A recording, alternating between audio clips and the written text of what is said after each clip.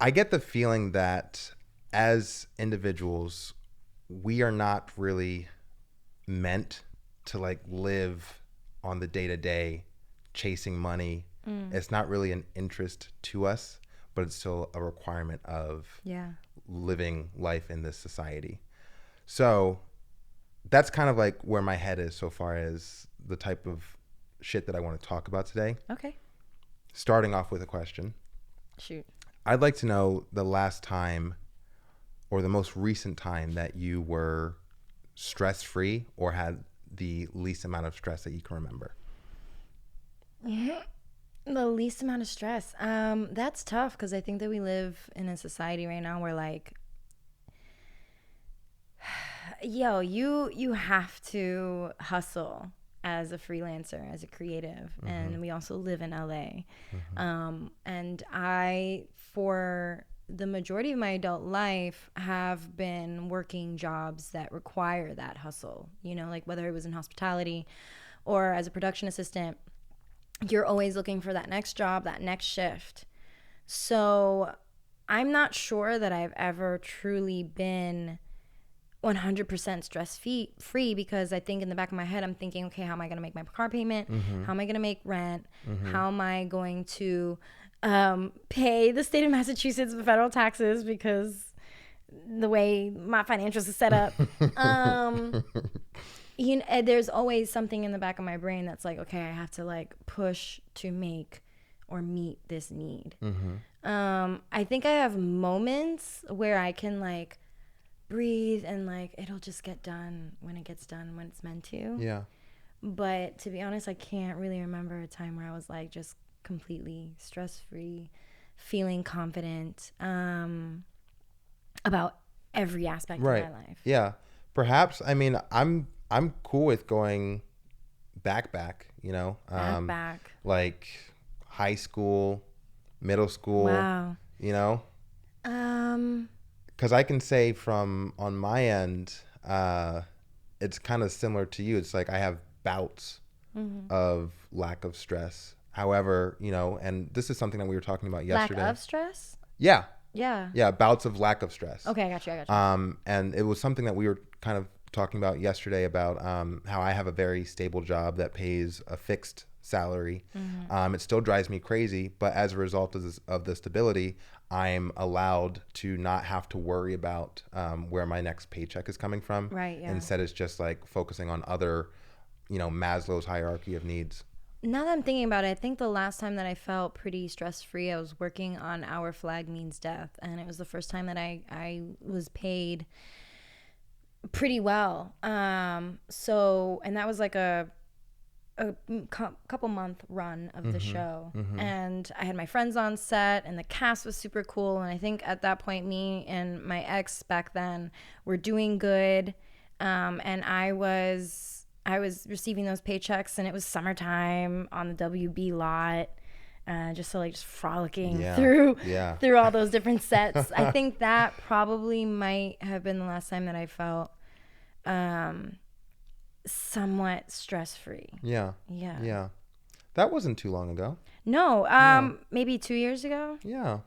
Okay. That's awesome. Because for you, what about for you? Like when? I'm actually coming out of a moment of high stress. I would say that the past 2 months, like this is the last time I actually did a taping of this podcast series. It was back in like February, and things were going to shit with my job. I was getting really stressed out about having to basically replace some employees. I was taking on my workload was doubling, and I was just getting that sounds like a lot, man. Yeah, and I was stress eating, was gaining weight. It was just a whole thing. And you know, when in preparation for sitting down with you and considering that this is kind of on the tail end of that whole spiral, it was like a mental and emotionally draining past couple of months, unfortunately.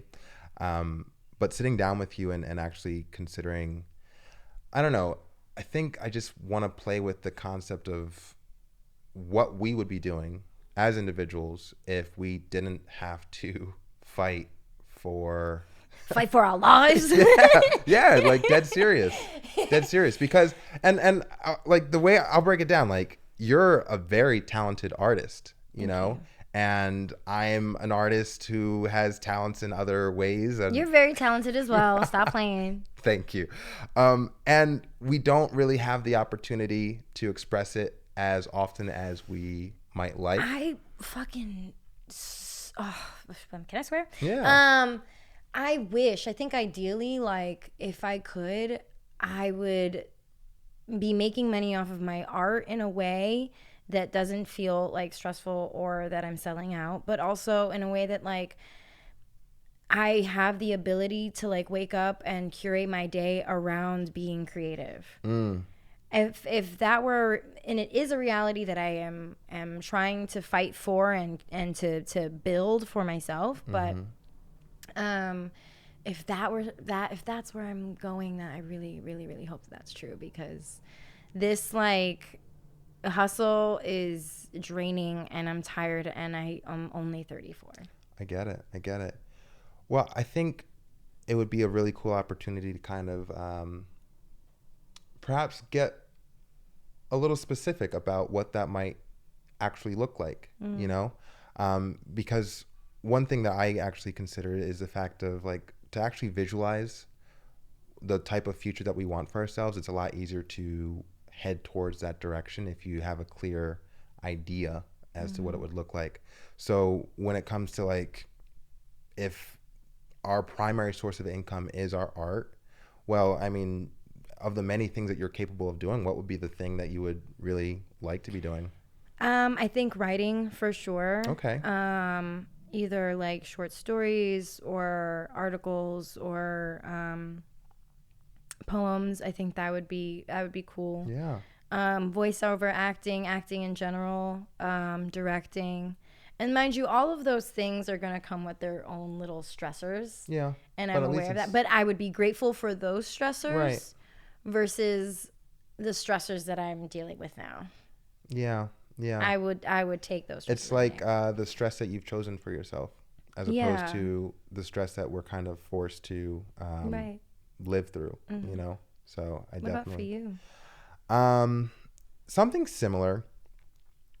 I personally, I think that the whole concept of having to make money to support yourself is, it's strange for artists, because, like, for instance, I went, I saw a play last week that was very powerful, very moving, and I will take the performance and the story and the actual experience of that play with me for the rest of my life, because that's how moved I was. I actually kind of want to see it again. But Let's go. yeah, we should. No, I'm down to see it again. Okay, word. But the fact that, like, they're not getting paid maybe Honey, at all. No, You know? that's why I left theater in the first place. Yeah. That was the reason. Yeah. Yeah. So to consider that, like, we find ourselves in positions of working jobs that we don't really want to in order to afford our lifestyle. But to answer your question, what would I be doing if I could be doing anything and money is just flowing? Definitely making movies. Definitely making movies. And I don't know. I think you're a fantastic person to collaborate with. I mean, in the one time that we did do a scene together, the way that we were able to kind of hit those emotional notes so quickly, it definitely has stuck with me ever since then. That was such a great scene. That was so much fun. Yeah, and it makes me really want to revisit that kind of stuff in the future. This is kind of like a side note, but also at the same time, just brainstorming out loud. I know that the type of content and this type of storytelling that I am interested in pursuing over, like, the next 5 to 10 years is more personalized to, like, people and myself in this real world, and actually making cinema around that. So I have been thinking, like, how would I work with Gia in that way? And Christina, who's actually, she's taping this, breaking the fourth wall, breaking the fourth wall. Thank you.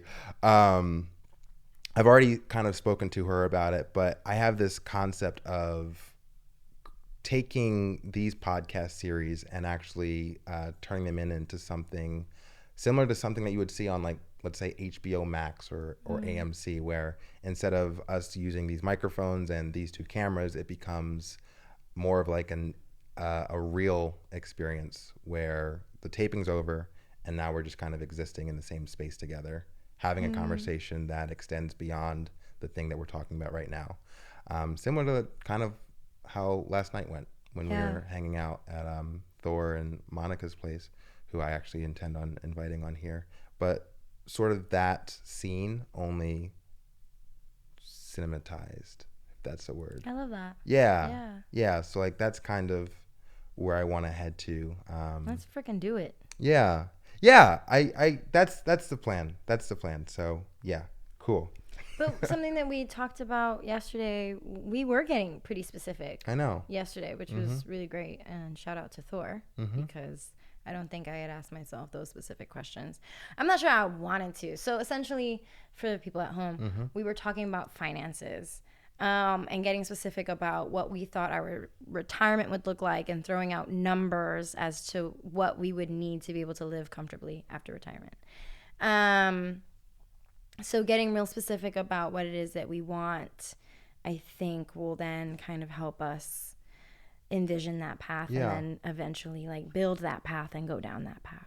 Here's the thing that I'm running into, and I'm not saying that we're going to discover the answer to this issue right now, but I think it's good to think about it, is if you do the same thing, you get the same result, right? So, and that's the problem with the whole rat race, is that if you're, let's say, living to paycheck, or you're chasing one job to the next job to the next job and yada, yada, yada, and it doesn't end, and like this is the thing that you're focused on, then how are you able to focus on anything else? And like that's a legitimate concern that I have just on my end. Yeah. You know? Well, I can't imagine with your kind of work week and the hours that you put in that you have a lot of time. I don't. To focus on anything else. So to me, it's always a miracle to hear that you're doing anything other than working. Yeah.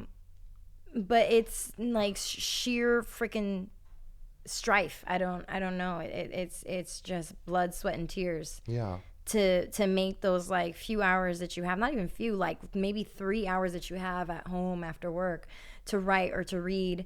And I have trouble with that too, because once I'm done with work or I get off set, especially when I'm working like 14, 15, 16-hour days, there's no way I'm going home and being creative. Like I'm going to disassociate on TikTok and I'm going to watch funny stuff. Yeah.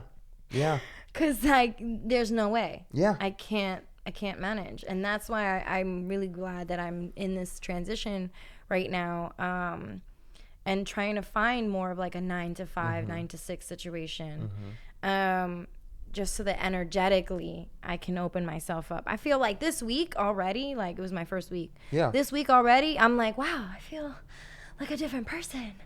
I've seen you twice this week, which never happens. I know. Normally it's like once a month, you know, if that. Yeah. And don't get me wrong, I'm so grateful for the last 3 years that I've been able to work on set, and the connections that I've made and everything that I've learned. And I would love to work on set again. It just would have to be the right position and the right project. But the past week, woo, I was like, oh, this is what life is about. Okay. So like it's kind of going in the right direction. It feels like it. And it feels more sustainable for me right now. Okay. And I would like to continue that and fight for that kind of sustainability in my life. Well, again, that word feels interesting. I want to fight for that kind of sustain. I already sense that it's going to be hard.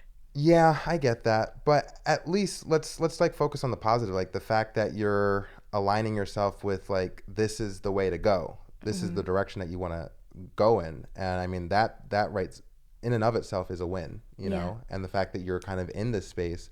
And I don't know how long your current position lasts, but to keep in mind that to seek out positions similar is might be. Well, because I think similarly to you, the past couple months have been hard for me too. And I just feel like I'm starting to get out of it. Before I got my job last week, like maybe a month or two ago, I was like, I need to hop out of the hamster wheel that I am on. And I need to make a change. And thankfully, I don't know, stars aligned, fucking Mercury was in reggaeton, I don't know. But it all worked out that I got this job, and it really helped me release these like limiting beliefs, because I thought for a long time that there were specific things or specific rooms that I couldn't go into. I was a server bartender for like 10 years, and then I was a set PA. What other job could I possibly do? I can't go into offices, and I can't work these jobs that pay $30-$40 an hour, because I don't have the skills to be able to sustain that. Right. Yeah. And I was wrong. I was wrong, and I got hired. And I've been learning so much this week, and I'm just so excited to keep learning and then transfer those skills into another position that will allow me to like keep being on this train, because there's no way I'm getting off and hopping back on to the rat race that I was in before. Yeah. Oh my God. Absolutely. Yeah. I'm glad that you said something about limiting beliefs, because that was actually something I wanted to bring up. It actually reminds me of one of my favorite, because I take a lot of inspiration from shit that I've seen in like movies and shit, right? So you ever seen Pursuit of Happiness with Will Smith? Yeah. Okay, yeah. So I love, and it becomes clear to me, like I'll watch a movie 10 years ago, and then there will be like a moment in my life 10 years later where boom, it makes sense, right? So I remember there was a scene in the movie where Will Smith is competing to get this sales job, and he's competing against a bunch of other people, and they have a list of clients that they're supposed to reach out to. And at the number one, this is like high profile. If you sell to this client, you can sell like 100,000, but it's going to be really difficult to sell this product to this client because they're so high profile. And at the bottom, like you're selling like $10 products to a person who's like not that important. Right. Yeah. And what he did, which was like kind of like the reverse of what the other rivals or competitors were doing, is he went to the very top of the list, called up the guy, and was trying to sell the $100,000 product, right? And that thinking, applying it to like, take myself for example, who I want to be like self-financed, or like I want to be self-employed, right? And understanding that like the route that I'm currently pursuing is health and wellness, online training, and understanding that because I have no experience in sales, there's a feeling of wanting to like devalue the service that I could provide, because I'm not as adept as a person who's been doing it for 5 years. But at the same time, taking the mentality or the teachings of that particular scene, go for broke in the moment that you have the idea, and then see how you scale it from there. Honestly, the first thing that comes to mind is how many amazing Black and brown women have looked at me and said, have the confidence of a mediocre white man. Yeah. And just go for it. Yeah. Yeah. And I I'm gonna tell you right now, have the confidence of a mediocre white man and just go for it. Yeah, because I think and I don't want to speak for you, but perhaps I might be somewhat on the same page, where we adjust our ideas as to what we're capable of based on what we've already done, and we're not addressing our potential. Yeah. And like the decisions that we make so far is our income, or like how we're actually going about trying to get like obtain jobs or progress our careers. We're going off of like, we've done this, we've done that. This is what I have to show for, the decisions that I've made and the life that I've cultivated up to now. But that's like, it's so low. The ratio doesn't compare to like what we're capable of doing. Yeah, no, I agree. And I'll also add on to that like, when you grow up in a very specific way, I think for myself, I was very privileged that I lived in a 2-parent household, and we moved into the house that they are currently living in when I was 3 years old. So there was that level of stability. But on top of that, like, I'm first generation in this country. My grandmother is illiterate. She doesn't know how to read or write or speak English. Like, we are campesinos, jibaros from Puerto Rico. Like, my choice to become an artist was a gamble and is a gamble. And I'm pretty sure a lot of my family members, although they're supportive, they're kind of like, what are you going to do with that? You know, like, Yeah. There's a level of like, you have to consider your socioeconomic background and how that shapes your mindset when you are taking these huge leaps of faith like people like us do. And I'm the only one in my family. I'm the only one. Holy shit, I'm the only one. That's an artist. Yeah. That's out here. Same. Grinding. Yeah. And that has a lot to say because, like, my father's a poet and an amazing poet. My sister is an incredible visual artist, and she, you know, she's a brain that can, like, really tap into music in very, very beautiful ways. I have a cousin who has a beautiful voice, and, you know, those weren't the paths that they took because it was safer to look for these other jobs, and or there weren't opportunities made available to them. I get it. Same thing with my father. I I tried to petition to him because I had developed a writing bug. Around when I was like 23, I wrote like a manuscript that was super long and probably not able to be published because of how long it was. But he would always talk about, because he's a lawyer, right? Criminal defense attorney. And he would always talk about how when he got to college and he was about to graduate, and he saw this fork in the road for his life where either he goes off to Paris and pursues, he develops his skill as a jazz musician, saxophone player, right?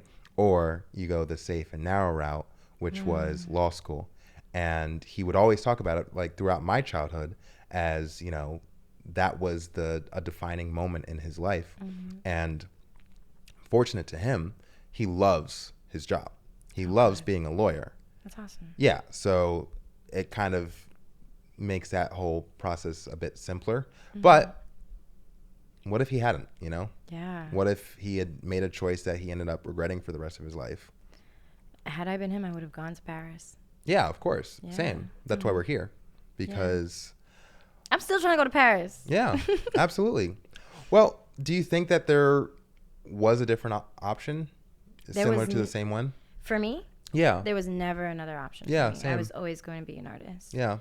I went to an arts high school. Before that, I was doing plays or doing programs, or, you know, my mom put me in dance. There has never been another option. Since I was an adolescent, I was an artist, and an artist I will die. On that note, I love this. It's funny because, like, I like have general mappings outs of how I would like this to go. And it goes, like, it's funny how it just goes in the direction that you want it to. So because we're friends and we're definitely homies, but I know very little about your backstory. Question I have for you is, knowing that it was always one decision, and that decision was to pursue your potential as an artist. How do I ask this? Are you surprised with the path that you have walked? Have there been any curveballs, unexpected, that perhaps you 10, 15 years ago would not have, like, known something like this would have worked out in the way that it has? Sure. Yeah. I definitely think so. I think at one point, and I feel like I've been so many different people in my life. I've only been on this earth for 34 years. I feel like I've been so many different people. At one point, I thought that I would be in Boston and that I would become one of those actors for stage theater that was, you know, not even having to, like, walk into an audition room. I would be offered roles. I thought that at one point that would be me. At another point, I was like, oh, maybe I'll, you know, end up in New York and do Broadway. I just, for a long time, thought stage was where I was going to live. And then that changed, and I realized there was no money in it. And then I got into restaurants. And I thought at one point I would become a sommelier and, like, travel and go to France and taste all these beautiful, luxurious wines. And then I moved here. And I don't think that LA was, like, on my plan. No, I thought about it for like a year or two, and then I just jumped. Yeah. I just jumped right out of here. I worked a summer at the Barking Crab in Boston, which is right on the Boston Harbor. And I cracked lobsters for tourists for all that summer. I made as much money as I could. And I came out here in October. And I just made it work. And I'm so glad that I did. It's probably one of the best decisions, sorry, Mom, that I've made for myself was coming out here. I'm so glad I did. But it wasn't on my path. It wasn't something that I had listed on my things that I wanted out of life. Yeah, so that's a significant curveball. Yeah. Because I also, again, limiting belief, I wanted to be in Hollywood and I wanted to be an actor, but I thought for a long time that the only arena that I could do that in would be stage theater and somewhere small like Boston. I thought I could be a big fish in a small pond and that would make me feel fulfilled.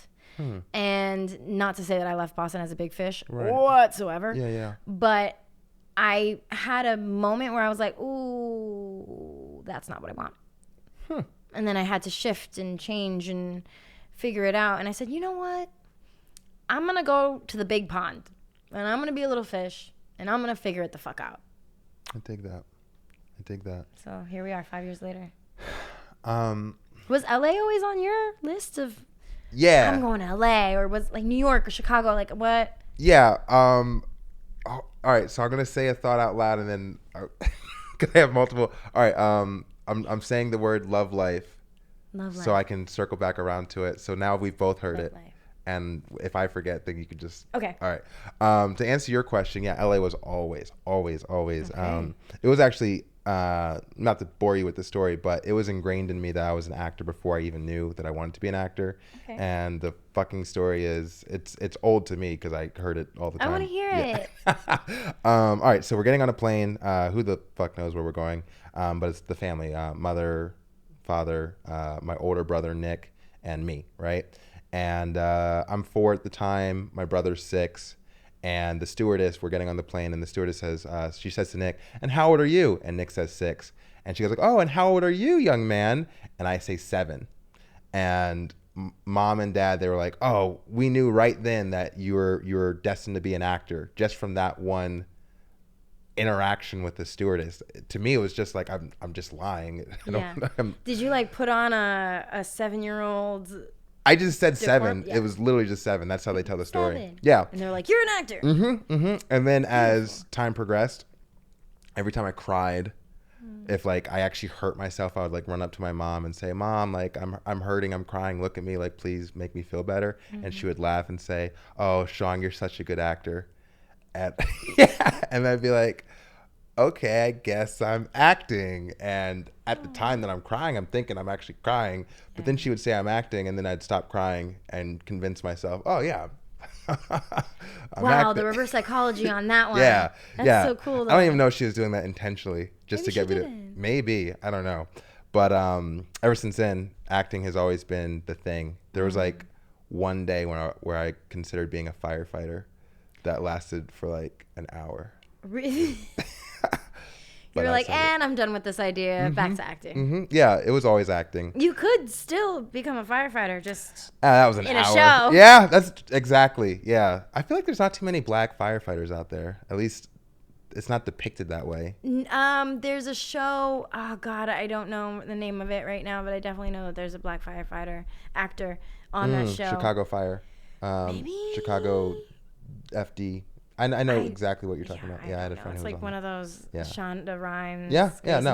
Chicago something. Yeah. Okay. All right. So love life. I have this question.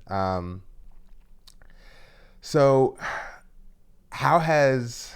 I feel that many people use their relationships, their loving relationships with like significant others as a kind of distraction, or maybe not even distraction, but like the focal point of like their life, you know? Yeah. Right. Yeah. So when a person gets to their deathbed and like they're reminiscing on all the experiences that they've had. There are some individuals, I'm sure quite a lot of them, they're looking at the loves of their life as like the significant moments that meant something to them. As an artist who is in the process of actualizing themselves, I would like to understand how love has played a factor / role in your life, for better or for worse. Very, very broad question, but take it away. So the first thing that comes to mind is this video that I saw maybe a couple days ago of this woman who's 101. And she's talking about her life. And she's not the first woman of her age to say this, but she says, I would have never married. She said, I would have never married. I would have done everything that I wanted to. Granted, she lived during a time where like women really needed men in their lives to be able to do anything at all. But she says, I would have never married. And I was sitting there watching that video like, damn, that's crazy. I think that we're socialized, women especially, we're socialized to see our lives play out in a very specific way. We get out of college, we get married, we have babies, we stay at home with them, and that becomes our lives. And our husbands or partners are then the breadwinners. I was very fortunate. My mom and my father are a team, and my father stepped into roles that were more feminine roles. Like he was the cook. He was the one that did my hair. And my mom, my dad retired early, and my mom was the breadwinner, so he'd be home with me and my sister. They were both educators, both teachers. So their careers were very important, and I felt like they held a lot of weight in our community. So I was able to see something different than what I think socially we were taught to see. And then when I started dating, I'm a romantic. I love love. Right. I love being in love. I love making love. I love intimacy. And I think I misunderstood my worth. And in that, like, if love was extended to me, I had to accept it and I had to reciprocate it, even if it wasn't what I wanted. I got chosen. Oh my God, I got chosen. He loves me. I have to give back, right? That people-pleasing kind of thing started to go on for me. So I think that there were relationships and people that I got involved with that, like, had I had a better sense of my self-worth and who I was, I probably wouldn't have even entered into that kind of relationship with them. And I don't know where it started and whether that was just like how I was socialized as a young lady, my upbringing. I don't know where it came from or how it happened. But I don't think that I've had a full grasp on how special I was and how not everybody could touch me or get close to me. So I think that's only something that I'm starting to learn now, and not that I'm like super good at it, but I'm starting to have a better idea of it. My relationships have played a big part in my life, and I think that I've poured out of myself maybe too much. I've maybe loved too hard and have given so much and then have it not been reciprocated and then become resentful.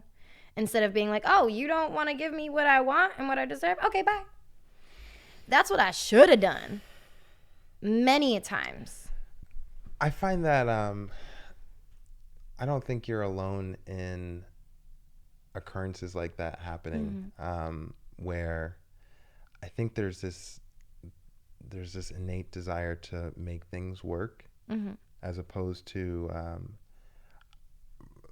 this is just I wonder why it's difficult to kind of just cut and run. Because I feel like there's a part of us that's like, oh, we'll never get it again, we'll never see a love like this again. But if I'm being real, knowing who I am now and knowing this person as well as I do now, oh, that love is coming right back around. Because I give that love so much. Yeah. And who I am as a person, like, oh, if this love right here isn't working out, Yeah. bye. Because there's a whole world out here. All right. But it's still putting that into practice has been very difficult for me. And this next question is just coming out of complete curiosity. As a beautiful young woman, Thank you. do you find it difficult to find quality partners out there in the world who are willing and able to treat you well? I found it hard, but maybe because limiting beliefs Okay. of what I think I deserve. Mm-hmm. I think I've settled a lot. Mm. And I haven't made the right choices. When I look back at the people that I've been with, I feel like a lot of them were just emotionally unavailable. And I thought that I could wear them. I don't know. I just thought that I could change their minds. I thought that I can change their minds and that they'd see how incredible I was or am, and that they would then wake up one day and be like, oh my God, I have to do better, or I have to give her more, or I have to make her happy. But then also on top of that, I was expecting them to make me happy. Instead of like, it's a bit difficult. Yeah, that's my part in it though too. It wasn't that like I was in all these relationships and all of them sucked and all of them were just shitty partners. I also was a shitty partner. Because I was expecting for happiness to come from this relationship instead of it coming from right here and coming from myself and letting me build my happiness. I was hoping that they would build it with me. One thing that you had said yesterday when we were hanging out was how you've sort of learned to be a self-soother and how you kind of nurture yourself in moments of need. Like you don't look to other people. Is that new? That's newer, yeah. Okay. I do look to other people. I'm calling Christina all the time. But I have now made it a point to rely more on my friendships, the women in my life. Okay. Those friendships are intimate and they're romantic, they're platonic, and they're beautiful. And I can lean on those goddesses that I get to call friends all the time. But on top of that, I have to become my own friend and my own goddess, and I have to also rely on Gia. I have to lean on Gianella, because the same way that like if Christina were to call me and I can soothe her, if I can do that for her, I can do it for myself. Yeah. And not to say that like my past partners haven't been soothing or nurturing. They have been to a certain respect.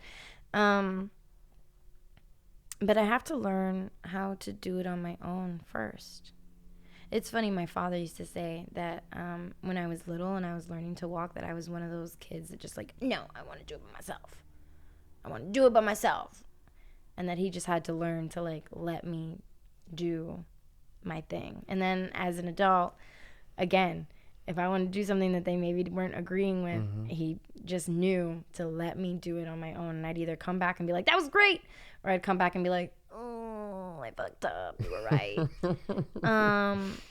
I have to learn how to do this on my own. I've been a serial monogamist for I think the most part of my adult life. I'm sure you've learned a lot. I've learned so much, and I'm so grateful to every single partner that I've had. Yeah. Yeah. I send a lot of love out to them, but right now, I want to just pour that love into myself. I totally get it. That kind of leads me into my next line of thought. Something that's extremely new to me is the desire to build a community.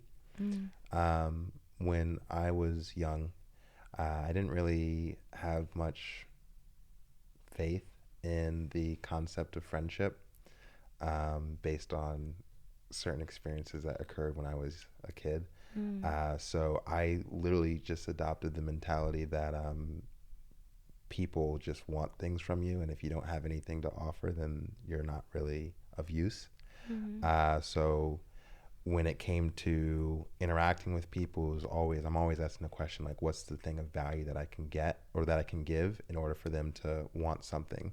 You know, I want to provide something. If I want something from you, I need to give you something. Most of my relationships were very transactional. Even when it comes to love, you know, up until recently, I always knew it's like, for the most part, I believe that girls were staying with me because I knew how to have sex well, and through that they developed attachment or commitment, and that was like the thing of value that I would provide. And all the other things that a partner can provide to another partner, which is like affection, sense of security, stability, things of that nature. Anyway, what I'm starting to consider is this concept of a community of individuals that don't necessarily want anything from you other than you being happy and successful and blossoming into the person that you're supposed to be, the person that you're capable of becoming. And I see you as part of that community. And it's a bit foreign to me, but you kind of triggered the thought because you were talking about how you do lean on yourself and you go to yourself, but at the same time you look to your community for assistance in moments where you feel that you need it. And I think there's something really beautiful to that, where I would say that many times the people that we end up loving intimately, they're not necessarily the ones that are best for our self-growth. Oh, honey. Continue, sorry. But I think it goes back to that limiting belief, you know? But I don't know. I think that sometimes, and this is my problem, what I think I've run into romantically, is that I have intuitively been able to see what a person can become and see their potential, and have thought that I was good enough to have access to that potential. So if you're not that right now, that's okay. I want to love you through it because I want to be there when you reach that mountaintop, and I want to celebrate with you. You know, the Beyonce song, Let Me Upgrade You. That's me. I thought that was the way to a long-lasting partnership. Was seeing someone's potential and loving them, even though they're not that, but knowing it and maybe helping them get to that point. But then I was just left without it. or you can love someone and they can be your soulmate, and they can be your person, they can be your little lobster, they can be meant for you, and the two of you can be divinely promised to one another, and if that person doesn't want it, it's not going to happen. It's just not going to happen. And I've been in both sides of that, where I didn't want it, so I left, or they didn't want it, or they left, or I realized finally that they weren't going to do what they needed to do or what I wanted them to do. So the situation was no longer, viable. So I left. You gotta meet, you gotta let them come to you where they're at. Yeah. And sometimes that means like I gotta lovingly let you go so I can move on and do my own thing, or you guys can continue to grow in alignment with one another. Okay, so... But in terms... Okay, sorry. No, because I think I went off on a tangent. In terms of community, that's what we are. Going to Thor's and Momo's last night and having dinner that way. Having these kind of conversations, like the conversations we had last night. Like at one point, we got pretty deep. Like being able to say, I'm going to take Christina to the airport, or, Sean's going to help me put my bookshelf up, or, that's what we're building right now is the community that we're going to have in the next 10 to 15 years. Cause that's what I'm in terms of community building, that's my goal. Is that, you know, in the next 10 to 15 years, when people have kids, I'm going to your baby showers, I'm going to the birthday parties, we're going on family vacations, we're going to be like Judd Apatow and have our kids, you know, be the kids in our movies. Yeah. You know, like Zion was going to be a character in one of these movies one of these days, you know, like we're doing it. And I'm so glad that you are jumping on the bandwagon, because I've said I love you like twice now and you never say it back. So I love you, Gia. I love you too, Sean. Yes. Oh man. We're doing it. We're doing it now. And that's the only way that I think as artists we're going to be successful. We're going to be as successful as our communities are. That's why Thor is trying to get us to get rich. Yeah. Yeah. You know what I mean? Absolutely. So that we can be okay with each other, because this shit is not gonna get any easier. That's kind of a theme of the play that I had saw last week, where it's like the two main characters, they were just struggling, and their maternal figure was like, it's not gonna get easier, you're just gonna have to learn to deal with the struggle. And kind of the crux of what I wanted to talk to you about is the fact that while we're stuck in the rat race, there's no real leaving it. It's more so perhaps choosing like a different path, getting a different job or what have you, but we can't just get out, you know. No, we live in a capitalistic society. There is exactly and out is death. And to me, and again, this is a new thought, but to me, like the best way to kind of make this whole process easier is by building a community and having people around us that understand what we're all going through, because we're all in the same boat, but also encouraging and just creating that environment of like, hey, it's okay, because, you know, we're going through it too. There's a lot of camaraderie there. There's a safe space that needs to be built, I think, in everyone's life. If you can carve out those safe spaces, and your community has to be one of those spaces where you feel safe and your nervous system is regulated. And, I think it can be kind of hard in LA or Hollywood sometimes, but you find your little pockets. That's a theme for anyone that's been here for longer than 4 or 5 years. That's the thing. Your chosen family and the safe spaces that you're able to carve out. And you have to be able to do that outside of yourself, but also you have to be able to do that internally too. And that goes back to being able to self-soothe and nurture and mother yourself and reparent yourself. That's what people are talking about when they talk about shadow work, about going to a therapist and doing your inner child work, your father wounds, examining your mother wounds. Carving out those safe spaces have to be a priority as you move through this lifestyle that we've chosen. Absolutely. Do you have any fear of like, how do you pick the next significant other? I don't know. Yeah. I think that I've amassed a lot of data. And the next partner that I have, I hope surprises me.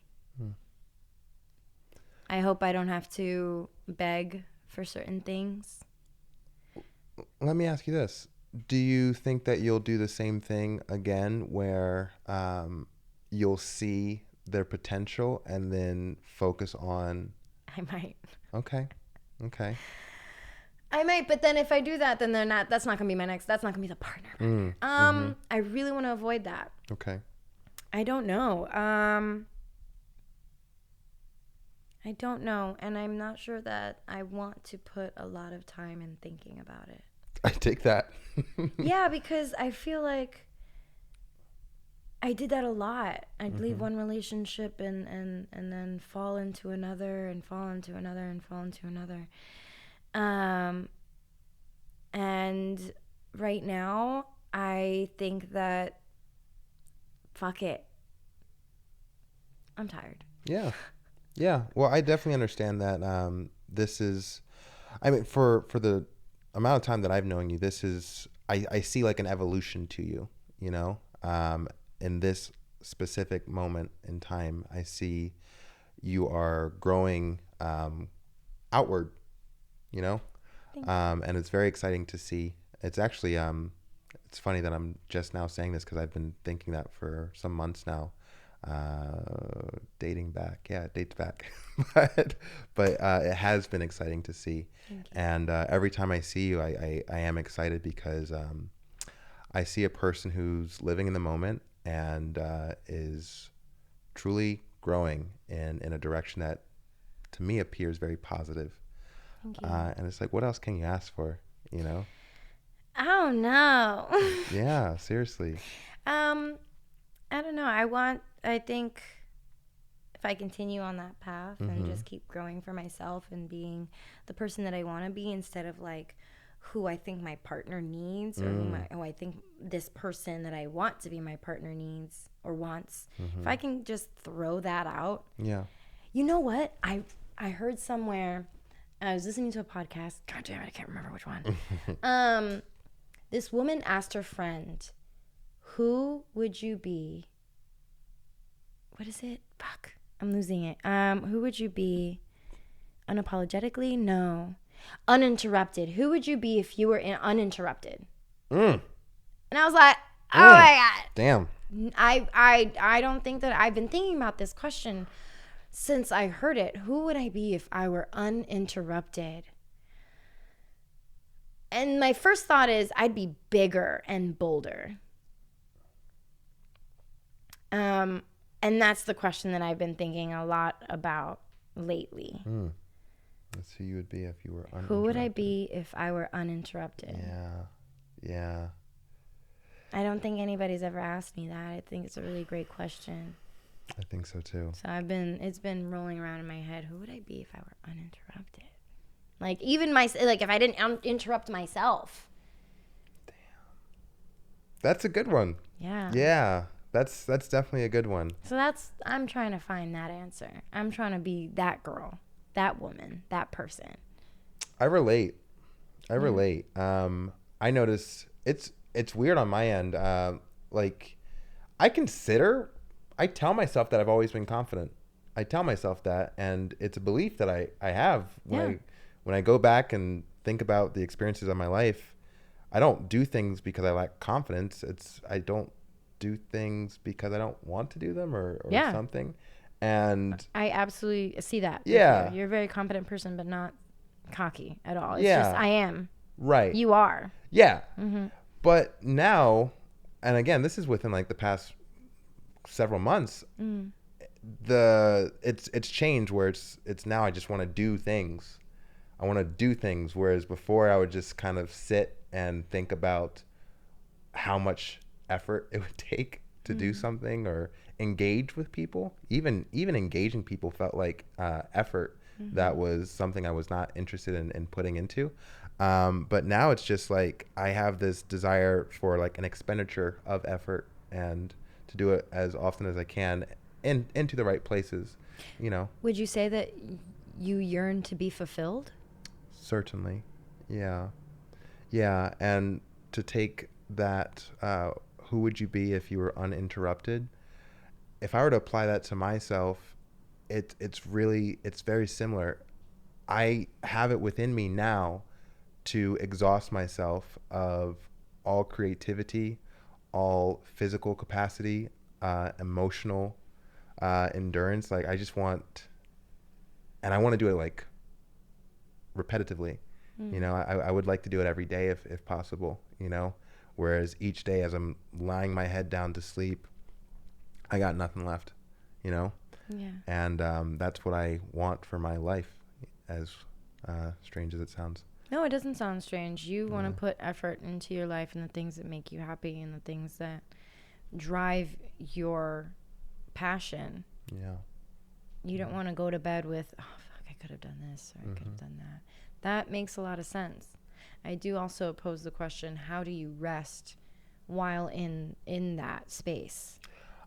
Does rest also fulfill you? Yeah. So I actually find that, and this is why I'm actually really into the concept, is when I pursue my passions. I've got physical pursuits of hitting a physique that's important to me, and I'm passionate about it. I have creative endeavors that are important to me. I have emotional connections and spiritual growth that are priorities in my life. I find that when I focus on these things, it's easier to rest, and I actually find that I have more energy. Like it becomes more of everything is done out of necessity, knowing that these are the goals, these are the things that I want to accomplish. Then my mind kind of creates like an algorithm in order to accomplish those goals, and part of that algorithm includes rest. And then when the rest happens, it's like the most restorative rest, as opposed to going to a fucking job that you hate, slaving 8 hours, and you're not stimulated at all. It's just something that you need to do in order to fill your bank account. And then by the time you go to sleep, yeah, you might be physically tired, maybe. You might be like a bit mentally drained, but not for the right reasons. It's not, right. There's no replenishment. It's a different kind of rest, yeah, for sure. Exactly. Yeah. It's exactly. So, yeah. Yeah. Yeah. Cool. Yeah, All right. So, I got one more thing for you. Okay. And this is, you had said something yesterday, and I thought it was very interesting, and you kind of lightly touched on it. And I kind of want to circle back around to it because there was a little nugget there that I would like for you to expand on. Sure. You had given me this analogy of a Chinese bowl. Okay, so yeah. I think it's Chinese tradition. Okay. That if and don't come for me if I'm wrong. Yeah. But I think it's Chinese tradition that like if an object breaks, that they put it back together, but they put it back together using gold. So when they're done putting it all together, it's this beautiful new thing. It's the same bowl, same pieces, but now there's like traces of gold where they were able to put it back together. Yeah. Yes. That's so dope. That's and they're beautiful pieces, physical pieces, but I also have just been thinking about that kind of concept in my own life. Yeah. So when I hear that and I understand the analogy, which is a beautiful analogy, the question that I have is, do you already have an idea as to what those golden pieces, where they're coming from? The gold? Yeah. The gold that's fixing. Well, I want to say that like I don't want to think of myself as broken. I do feel that I'm in an age in my life where maybe I'm taking parts, like taking things apart and dissecting and analyzing and getting to the root of things. So once I'm done with that process, or as I'm getting closer to a point where I can feel like I can put those parts back, then I can kind of put those parts back and line it with gold. And that could either be the wisdom that I've attained over the past few years. That could be love for myself as I'm putting those parts together and showing love to different versions of myself that maybe in the past I've resented. It could be a knowing that I have deep within myself that I am good, that I am worthy, that I am divine. I'm not a broken person. And I think for a long time, I thought that I was. I thought that there was something wrong with me. I thought I thought I broke myself time and time again. And I'm realizing I'm not broken. But I am taking an inventory of who I am and what's going on here and here and here. Yeah. Like, so as I'm taking things apart and dissecting and analyzing and being like, oh, okay, I see that circuit isn't connecting to whatever router or whatever, you know, I don't know. I love it. Yeah. And as I put those things back, once I'm done with them, I can fill those little holes with gold and then become anew and whole. And I mean, well, I already was, but become anew. Yeah. I absolutely get it. And it sounds like, I guess the concern, not even a concern, but perhaps the curiosity was, is the gold coming from other people? But it sounds like It could. I okay. mean, I'm one of the luckiest people in the world. Truly, one of the luckiest people in the world to have the community that I have, to have the people in my life who love me the way that they do love me, is insane. And it's not just like people just in LA. It's like I got people in New Orleans, I got people in New York, I got people in Puerto Rico, I got people in Boston, I got people in freaking England. Shout out to my high school teacher, Miss Roz Thomas Clark, who like love me for who I am, and that love then I can transmute it and alchemize it and turn it into the self-love that I give myself.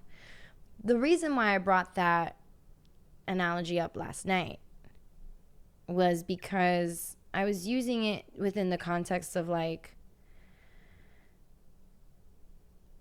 letting go of what I thought my life would be. Having an idea of what it would look like. Or specifically, we were talking about children. And letting go of what the vision I had for myself in terms of having kids and a family. Yeah. And I feel like that vision is shattered to an extent. Yes.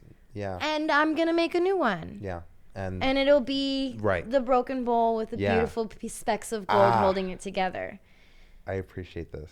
That's what I think we were talking about, or what I meant last night. And there's a little bit of like grief in that, just as there is a little bit of grief and sadness as you dissect your life and you take an inventory of your life, and when you take a step back and you're looking at yourself truthfully, there's a little bit of sadness and there's a little bit of grief, but sometimes you can alchemize and transmute that kind of energy into the gold that then makes you anew. Yeah. You just have to really believe. And I know that sounds like a freaking line out of a Disney movie, but like, you have to have an unwavering faith. Otherwise, you're just going to be sick with self-doubt and fear and stress. Which doesn't really produce anything. No. Yeah. I mean, it can. There's Van Gogh. Didn't he cut his ear off? Yeah, but that's expressed artistically. I think the really cool thing about art is that even if you're experiencing negative emotions, if you have a very talented way of expressing those negative emotions, it really is. Because now you get to point to like, oh, that person created this in a feeling of negativity, and this is the art that was produced, and now we get to know that's what this is. That's an example. That's an expression of negativity, or And it's interesting because I feel like as an artist, a lot of what I put out can be viewed as sad. Like I write sad girl poems for sad girls. That sounds like a book title. Hey, I think it might actually be. I feel like don't sue me. I feel like it could be. But also my interest is to tell stories, like filmmaking, in terms of filmmaking, and stories that are just so like they punch you in the gut. That's the stories, and then it'll make you laugh right after. Like those are the stories that I want to tell. Heartbreaking. I feel like my soul is being torn apart by this movie kind of art. That's what I don't know, I feel passionate about. Yeah, I take it. Well, I'm on board. So let's do it. Yeah. Cool. Did we do it? Yes. Yeah. Yeah, so I'm never good at ending these, but thank you for watching or listening, because this is a podcast and people listen to podcasts as well. Gia, thank you for hopping on here. Thank you for having me. Yeah. We'll see you on the next one. Nice. Beautiful. Yay. Good stuff. Thank you, Gia. You're welcome. Thank you for having me. Yeah. Yeah. I don't want to. Yay. The babies, not the babies. Mm-hmm. Okay, let me